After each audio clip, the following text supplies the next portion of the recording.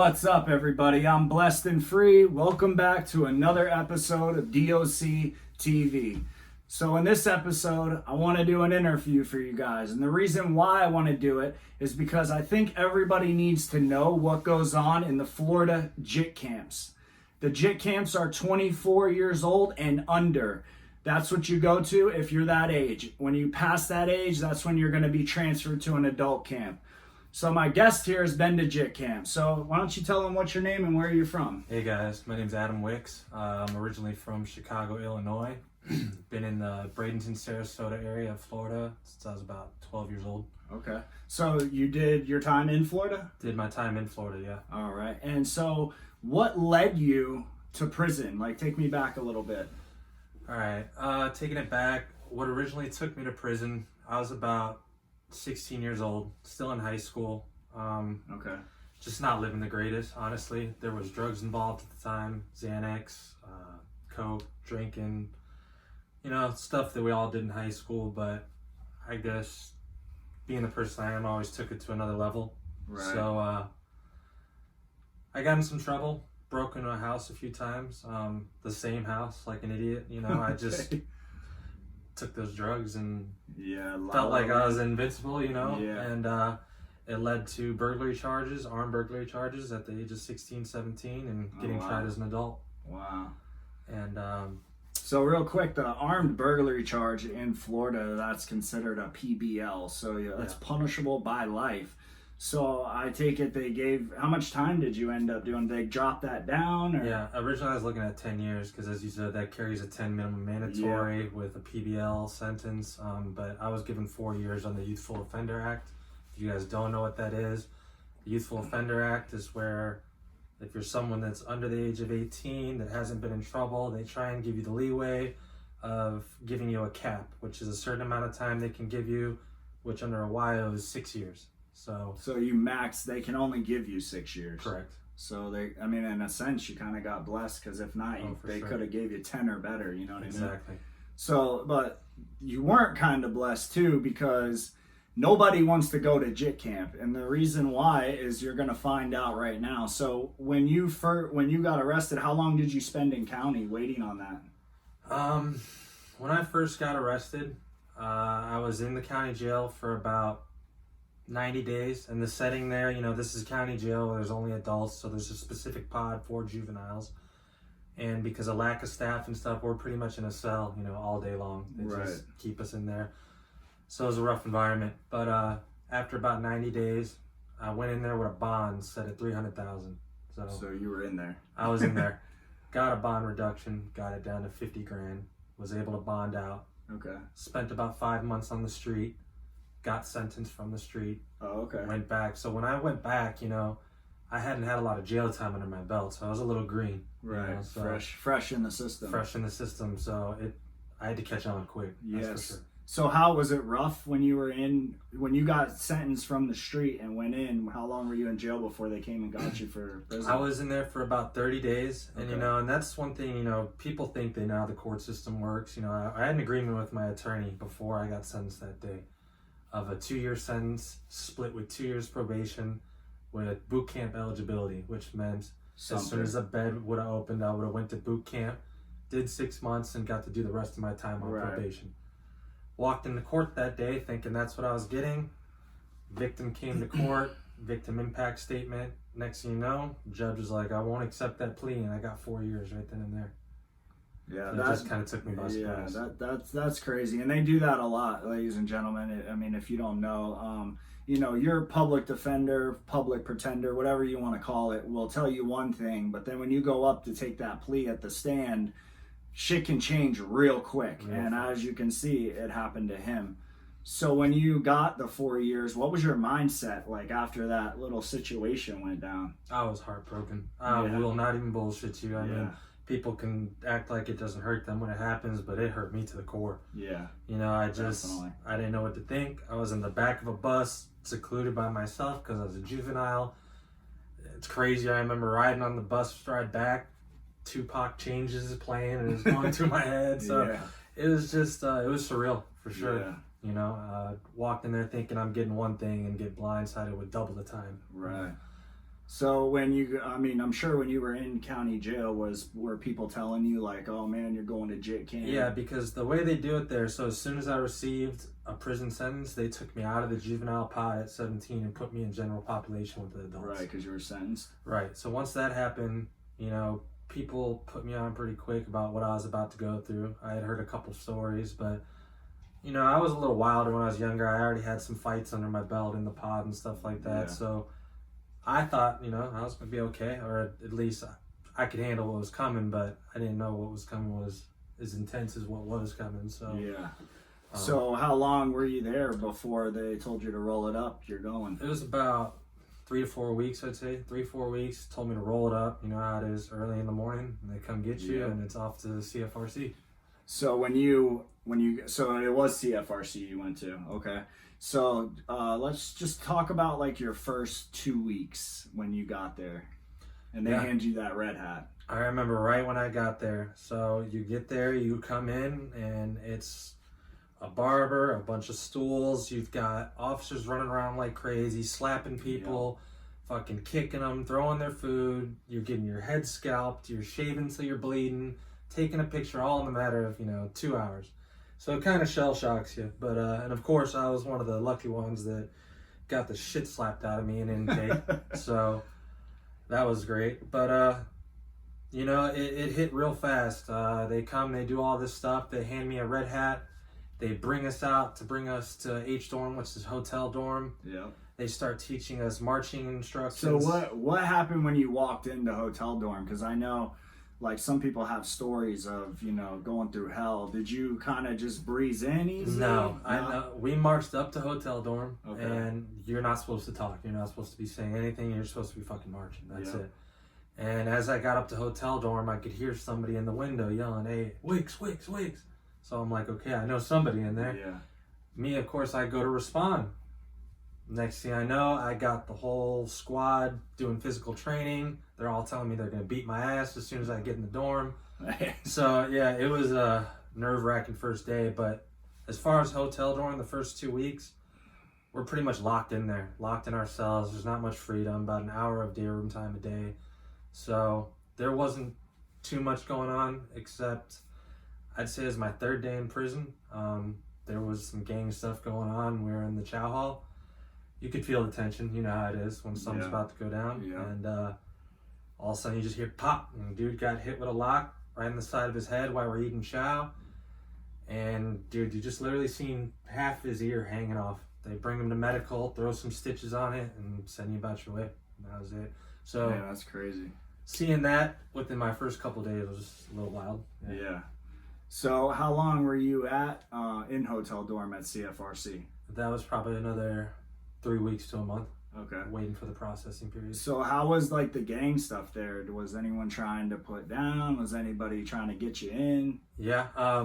So the way it works in Jitt camp, I mean, almost everybody's gangbanging, whether you're affiliated or semi-affiliated, Yeah, I mean, a lot of times at the reception center, you're not going to have people coming to you trying to get you in the gang because they're either permanents getting transferred to different camps or, it's too much traffic going on there, So it's mainly once you hit the main camp and people see what you're all about, that's when they start coming to you and all the different gangs, Yeah, it's probably kind of like everybody doesn't really know what's going to happen either or where they're going. Yeah. So it's kind of like things are neutral at that moment. You know what I mean? Right. So what camp did you end up getting transferred to from CFRC? So I left CFRC. I was transferred to Brevard. Okay. I was at Brevard for about 32 days, something like that, because this was as it was getting closed down. Oh, okay. So I didn't even hit the compound at Brevard. Was in the box there. They shipped me off to Indian River right after that. So that was truly like my first main camp was Indian River. That's where I first hit a compound, went through orientation, did all that. So yeah, Brevard for about 30 days, and then Indian River I spent about two and a half years there. Okay, so like how was Indian River? What was that like? Indian River at the time was notorious for all types of things, but so you get to Indian River, they're gonna put you in an orientation dorm, which is you're in there for 30 days, locked in before you can actually go to a main dorm. And again, while you're in there, you're hearing everything that's going on the compound, but you're just kind of mentally getting prepared for it. And wasn't too much drama or nothing that was going down in there, except, I mean, I say not too much drama. There's fights every day in there, right? Constantly. That's just part of Jitt camp. I mean, hundreds of fights. It's just all the time. But as far as real, you know, like heavy shit, nothing until you hit the compound. But you know, as soon as you hit the compound, something's gonna happen. Right. Well, you don't know who's gonna step to you, what gang, what color. So as soon as I hit the compound, that's what it was. I mean, I had 6 guys walking up to me, trying, hey, you gonna break that shit off, cracker? You know, and first thing I did when I had got the CFRC was bought a lock. And that's what I did right away. I hit all 3 of them with a lock, ran up out the room, got into open space where they could see me, kept slinging that thing, and off to the box I went. And that honestly went on for probably my first 6 months in prison, because every time I'd get out, go to another dorm, same shit. A whole nother crew of guys trying to step down and take what my family's sending me. Yeah. So I'd have to hit them up, go to the box, start over again.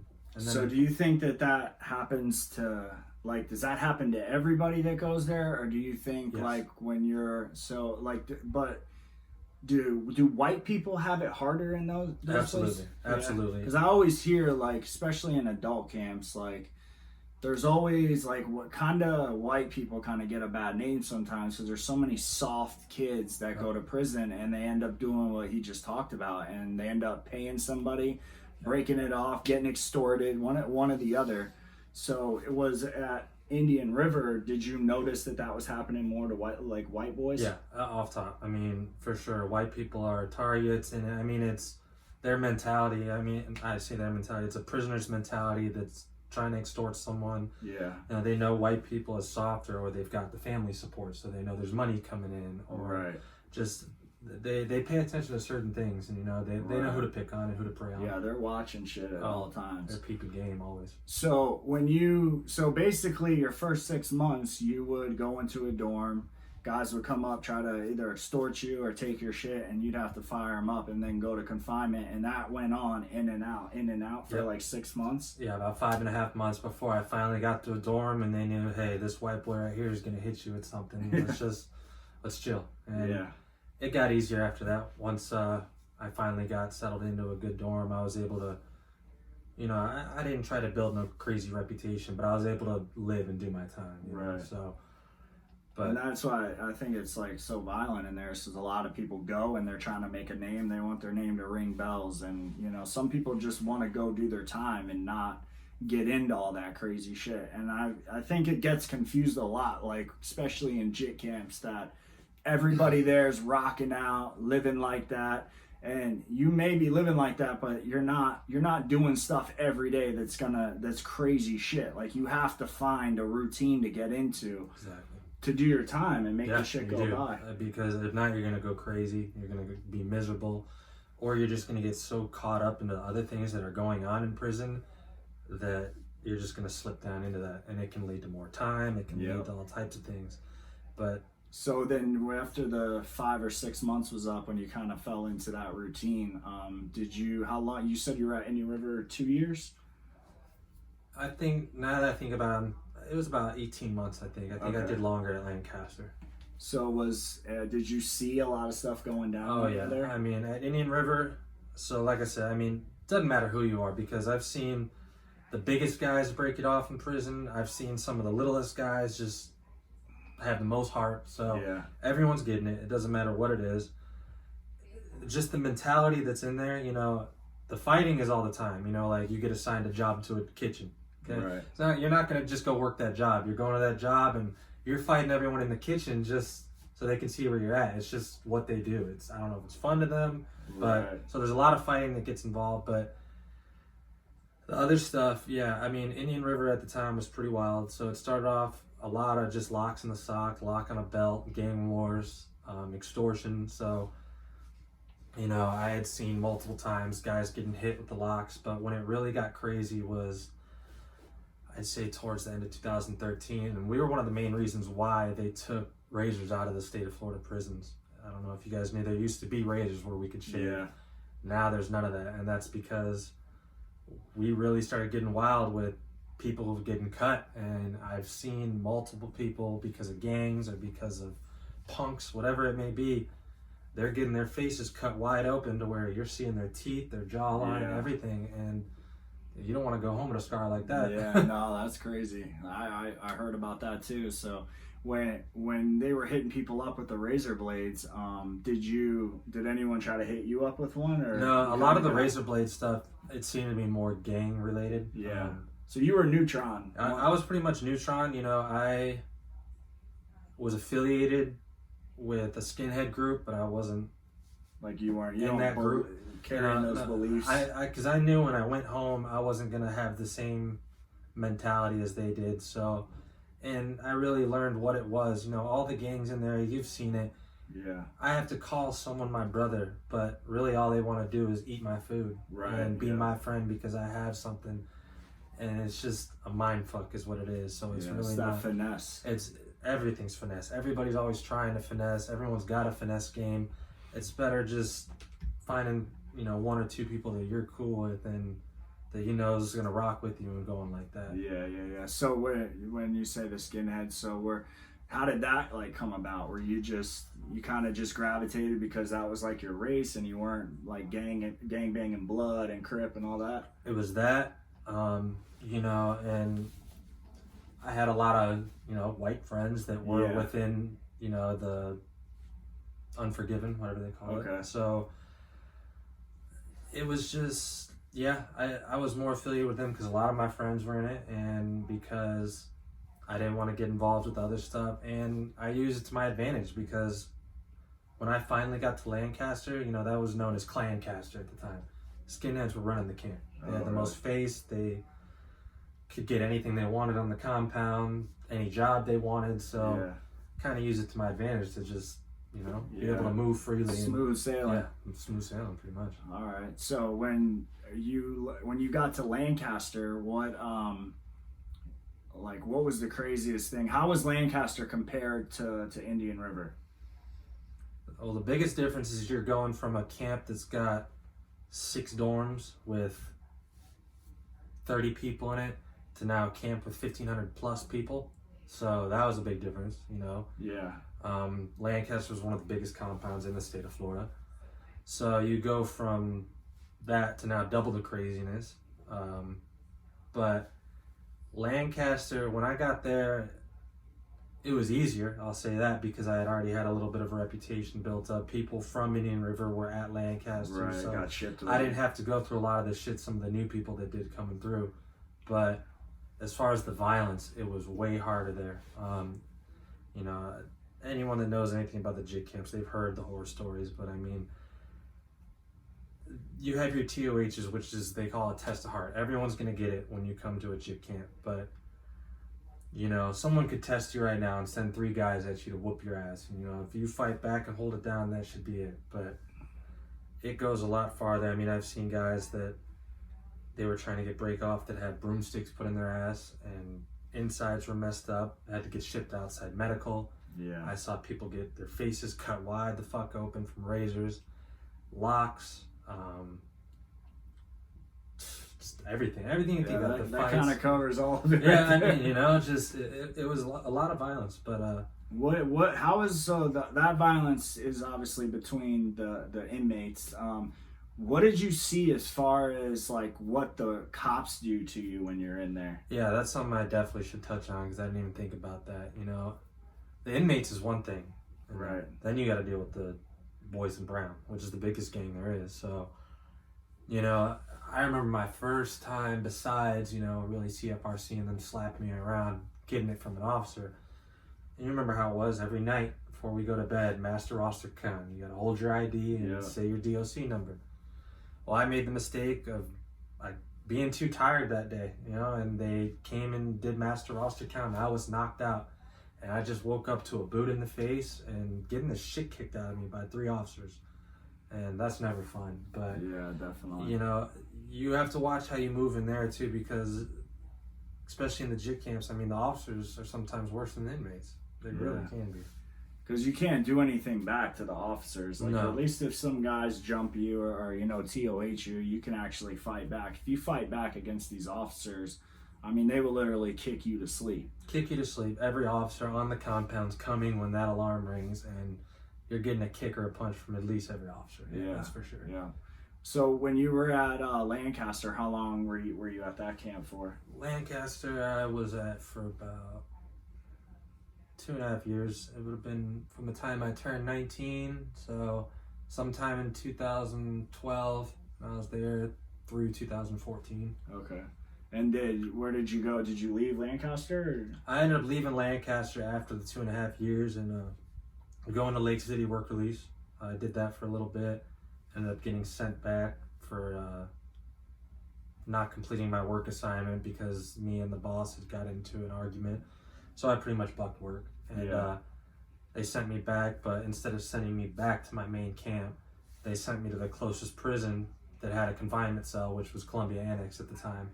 Okay, and so that was your first adult prison then? Right. Okay. That would have been my first adult prison. So what was that like, Columbia Annex? I didn't get to really experience too much of it because I was only there for 90 days, but there was still a different vibe. I mean, the Annex at Columbia was still known for, the stabbings, the fights, all the gang stuff, but that was my first time really seeing,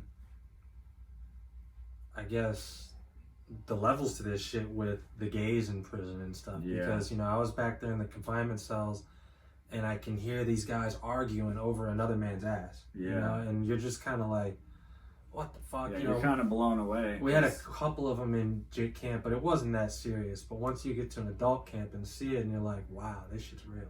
Yeah, definitely. So when you were there, as far as the punk goes, was it easier to do time in adult prison than it was Jitt camp? I'd say yeah. It might have been rougher. I don't know because again I only did 90 days there, but the whole vibe was more laid back. It was a controlled movement compound, which means every dorm has its own gate, its own fence. You're not really... Oh, so you're controlled management or whatever? Right. We weren't intertangled with the other dorms. We don't go to rec with other dorms. It's just our dorm with its own rec yard. Yeah. Yeah, they've been doing that at a lot of camps, making one dorm have one rec yard. Usually when you're on a compound, they call rec and all the dorms go. But I think they started doing that because there was so many riots and fights on the rec yard that they couldn't control that many inmates. I think also when they killed that officer at Columbia, that's what did it. Yeah, definitely. So did you EOS from Columbia? I EOS from Columbia, February 10th, 2014. Okay. So the time that you did you have like support? Were your people sending you money? Were your parents there? I had my parents behind me, because, obviously I committed a burglary. There's no way around that. I shouldn't have done it, but, I was, again, I said I was very green when I first went in, and a lot of people my age had done crimes way worse and had gotten juvenile programs and stuff like that. So, my family's behind me because they felt I did wrong. I had to do some time, but they felt it was wrong. I just immediately got thrown into the prison system. And, it took so much away from being able to vote, firearm usage, all that stuff. So, yeah, it kind of left a chip on my shoulder too. I was pissed off, but and that's like a whole nother issue. So So not being able to vote, not being able to own a gun, not being that you're a convicted felon for the rest of your life. So does that affect you to this day? It does and it doesn't. That's something, I've talked with people a lot with. In my eyes, it's really all about how you present yourself because, I've got felonies on my record, but to this day, I've been a successful welder. I've worked with, big companies that normally don't take people in that have felonies like that. I haven't been in trouble since, so I think that has helped me to a degree, but definitely. Just so you said welder, did you get that in prison? Yeah, in prison, when I was at Lancaster and finally started working my custody level down because it was about 2 years into my sentence, they hit me with another burglary charge. I went back to the county jail because the day I got released from prison, they were going to try and take me back to county, do the whole court process. Oh, so you got hit with a charge when you were up the road? While I was up the road. Oh, so damn. I had gone to the law clerk, had him, do all the motion stuff. Right. And they got a motion to transfer in for me. I got it all taken care of and ran concurrent while I still had time on my sentence. So when I came back, that lowered me from medium to minimum. Okay. I went to the work camp, and that's when I went to motor pool, which is we work on the cars that run around the compound and stuff like that. And that's when I picked up a welder for the first time and just really started fucking off, and got kind of good at it. Got out, told a guy I was a welder, he found out real quick I wasn't, Yeah. but he gave me a shot, and I've just been able to work my way up since then to now, where I'm a pretty accomplished welder. Yeah, that's cool, man. So when they try to hit you with that other charge, you went from prison, EOS, and then went into jail? No, what they did was, instead of waiting because I knew they wanted to wait till my sentence was up to bring me back. Right. We filed the motions when I still had 2 years left on my sentence. They came and got me, gave me 28 months concurrent. So it ended up adding 120 days onto my sentence is what it did. Okay. So I went to the county jail, then back to Lancaster. And then no probation afterwards, clear? No, I had 2 years probation after I got out. And so did you violate? Anything happen with absolutely. that? Okay. Yeah, I'm not a good candidate for probation at all. A lot of people aren't. And that's another thing. So in Hillsborough County, 93% of people put on probation violate and end up going back to jail or back to prison. Just depends on if they caught other charges with the VOP, and that's violation of probation for those that don't know. So how long were you out before you VOP'd? 7 months. Okay. My first one. And did they just send you back to county, or did you have to go back up the road? No. So my first violation was a technical for dirty urine. Okay.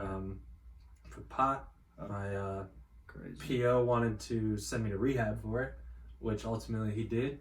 He sent me to the St. Pete ARC. Okay. I did not complete it. Okay. It just didn't work out. Went back for violating for not completing the program. So that's a whole nother, and people don't realize, when you violate probation, Florida goes by a point system. So every time you violate, you're getting 7 more points, 7 more points, 7 more points. To where you did a 4-year prison sentence, but now because you violated probation 3 times, you score out to 8 years in prison, and they can now give you 8 years for violating probation. So it's kind of a setup to fail, but yeah, it definitely is. Yeah, the way it ended up playing out was I violated 3 separate times. The very last time, they tried to give me 7 years in prison on a violation. I had been fighting because in my mind, from reading the law and stuff and having that YO sentence, I knew they couldn't send me back if I didn't commit a new felony. On a technical charge, they were not supposed to be able to give me any more than my cap, which was 6 years. Right, and the sentence I was given was 4 years by 2 years probation, which is a 6-year sentence. Right. So it came time. They wanted the 7 years. I wasn't budging off of it. Went to court. I open pled to the judge, which basically means I was going to leave it in that judge's hands. I was going to tell her my story. So you did a downward departure? No. Open plea? Open plea. Okay. Getting my YO sentence is considered my downward departure. So I'm not eligible for it. Oh, okay. Wow, that's crazy. So open pled to the judge. Thankfully, there was a representative of the probation department that overlooked the case law that I'd brought into court. Uh-huh. And said he's actually exactly right. You guys cannot send him back to prison for this violation. He's actually past his 6-year mark. The judge said, well, how far past is he? She said he's been in 90 days too long. Right then and there, I was given an order to be released, and I got out. Wow, that's awesome. Yeah, So, it worked out great. so since you've been out of there, how's life for you now? Life's good for me now, but it wasn't always easy. I don't know if you dealt with any of these things, but I noticed when I got out, especially going through the Jitt camp shit, I just had this constant chip on my shoulder, and I felt like I had to prove myself consistently, even if it was in a work environment or trying to go back to school or something. I mean, I remember one time, it was my first job out of prison. I literally quit because I felt like my boss said the wrong thing to me, and I was trying to fight him, and it's just this mentality you had, and it took a long time to realize I'm a fucking weirdo and don't fit in, because I've been gone so long. And do you think that's from when you were in Jitt camp, just constantly having to prove yourself, that you feel like when you got out, you were kind of still on that path? Absolutely. And I still feel it to this day. I mean, if someone challenges me, like, even if it's not just like, hey, fuck you, but it's a challenge, I feel like I have to do something about it. Like, I can't just let it go. And I've gotten better with it. Yeah. It's not always easy, and when you go through something like that, you understand what I'm talking about. But yeah, I totally understand what you mean. So as far as like that goes with everything else, I mean, are you pretty well adjusted now? I'd say I'm pretty well adjusted now. I mean, I've been out now 5+ years. Yeah. I told you earlier, I'm a pretty successful welder. It's been going well. I'm with a good company. Okay. I have not been in any more trouble. I haven't gone back to prison. Well, that's good. So yeah, that's always good. We don't want that. No, definitely not. So I think I found some balance. It took some time, but because I spent some important years in there. 17 to 21, I kind of grew up in the system. So I had to learn to be an adult again when I got out, or actually learn how to be an adult, because I came out still a kid. Yeah. And I didn't know how to act. I felt like I had to make up for lost time, and it just slowly started sending me down the wrong path to where I was probably going to end up going back. But thankfully, I turned it around when I did. That's awesome, bro. Yeah. So, all right. Well, I just want to thank you for coming on the show. Of course, bro. So we brought him on the show because I want you guys to see and hear what young kids are going through when they get sentenced to prison through this youthful Jitt camp shit. And the reason why is because, like what he was saying, being 16 to 24, when you're locked up for that, that's your time you're maturing to be an adult. And when you get put in situations like that, not only are you not maturing, but you're learning all the wrong things to do, especially when you're in the free world. And that kind of, for him, carried out with him. Yeah. So I hope by him sharing his story, if anyone watching this are young, that is not what you want to do. And he's living proof he went down that road. And as he was saying, you don't want to go down that road, because some people get stabbed in there and don't make it out, or get raped when they're in there with broomsticks. Like, it is real in the battlefield when you were in those places. For everybody else, I hope you guys can see what it's like for him to go through that, and shows you what goes on when people like that were his age go to prison. But anyways, with that, it's DOC TV, and I'm out.